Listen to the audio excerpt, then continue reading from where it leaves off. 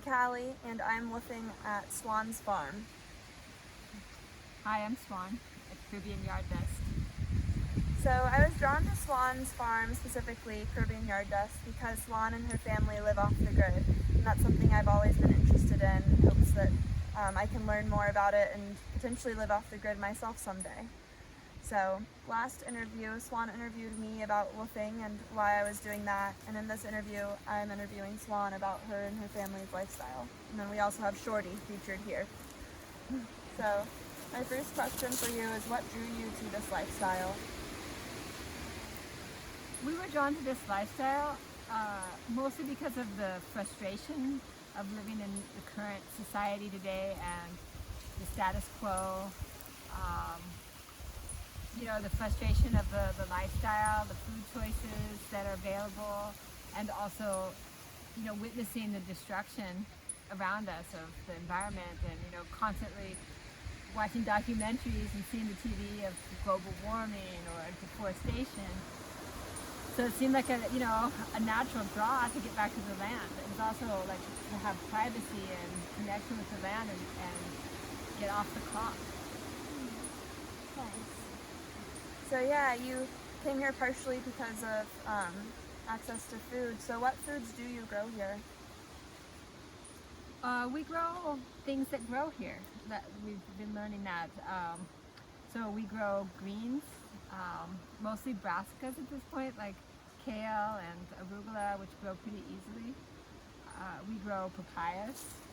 We grow bananas. Bananas grow really well here, so they're like a staple in our diet. We eat like both ripe bananas and boiled green bananas as a starch. We grow a lot of herbs. And we're in the process, since we've only been on this farm like 4.5 years, we're in the process of planting a food forest with a lot of fruit trees, but they're not all bearing yet. But we have different varieties of the known family, which is soursop, sugar apple, and rollinia are things we're trying to grow. We have like a variety of things that grow here, a whole bunch of jackfruits that we've planted that haven't come to fruition yet, but they're growing. So a wide variety of things. Yeah, that's really exciting. I've been eating the papaya and bananas here, and they're the best papaya and bananas I've ever had. So yeah, with the food forest, why are you focused on trees versus kind of like vegetable gardening or, having more greenhouse space? It's very tempting at first when you go into farming to like want to grow things that you've seen before, especially like coming from the States, or you want certain things that you're used to. But this particular land in this particular part of the world, vegetables are difficult. Like it's okay to have a small patch of vegetables, but we really see growing trees as a way of creating a system that's going to go beyond us. Also, in a tropical environment like this, and we have clay soil, a lot of the land was degraded before we came into it, and there's really not a lot of topsoil. All the organic matter is in the trees and in the forests and the bushes. When you eliminate that and the clay bakes in the sun, you have basically nothing. So we really think that the higher order, especially for this piece of land in this area, is a forest. Okay, so it'll help with the soil. Yeah, it's going to help. It's going to rebuild the soil. It's going to rebuild like the habitat for birds and even for us, because the sun is hot and the shade is just really nice, and then the trees are dropping leaves and there's more. When it becomes dry season, it stays cooler and wetter under the trees, where now it's dry season and it's like some of the areas that have been cleared are just like baking in the sun and drying like a desert. Gotcha. So it's our mission kind of to reforest the areas that we can. So what's one of the most challenging aspects of your lifestyle?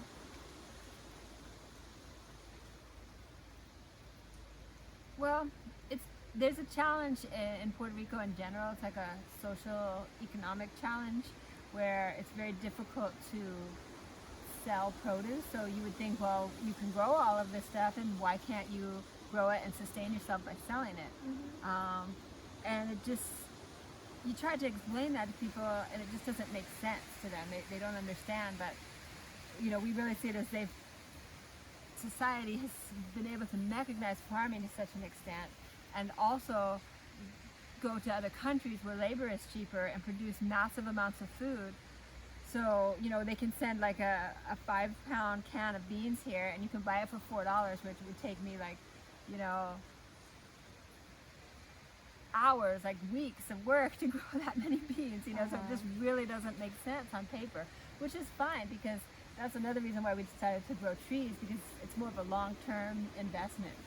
Why clear a whole bunch of forest to plant beans when it's already been cleared and there's already beans being prepared somewhere else with big machines or, with a lot of technology. So, but we still feel it's important to grow food, because we'll grow foods that we eat, like, fruits, and we would really rather not have our food being imported from the other side of the world.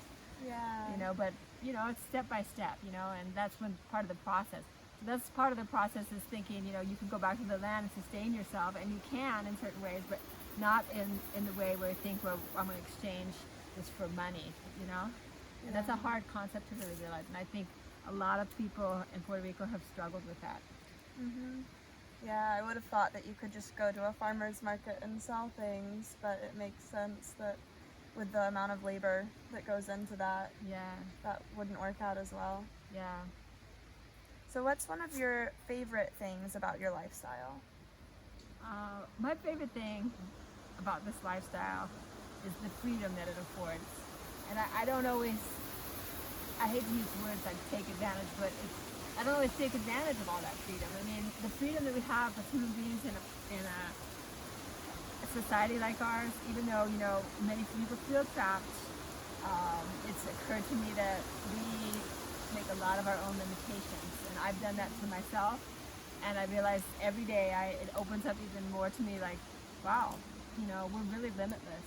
And we can do a lot with our time and our energy. And, people have a lot of potential. And it's really time to bring that forth. But this lifestyle has allowed me, even though we have to do without a lot of things because we don't have a great income, it's given me the time to meditate and think about what I could be doing, with my time that would be most beneficial for me. And I really feel like if I choose the things that are more beneficial for me in a real sense, like being healthy and connecting with my passion, that's really going to be the best for everybody. Yeah, that's beautiful. So how has having woofers been? Because I know I'm not the first one. Okay. Yeah, we've been experimenting with woofers for quite a while. It's a very challenging experience, but since it's a challenging experience, then it's a growth experience. And we've been refining the process. You become very aware that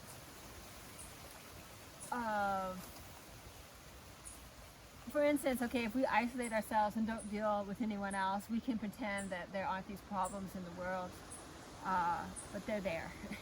And people are coming, we're coming from a somewhat neurotic society, where we've had a lot of access to things, and then there's been a loss of meaning. A lot of people aren't really able to work or able to assimilate into the environment and just be here in one space and enjoy the land for what it really is. And that's been one of the challenges. Like, people have the words about what it is to farm or off the grid or permaculture, banana circles, and all these different techniques, but they can't slow down enough to just breathe and just be here and do it, because that's really what it involves. Awesome. Thank you. That's just a little snapshot of Swan's life here, and yeah, hopefully we will have more of these.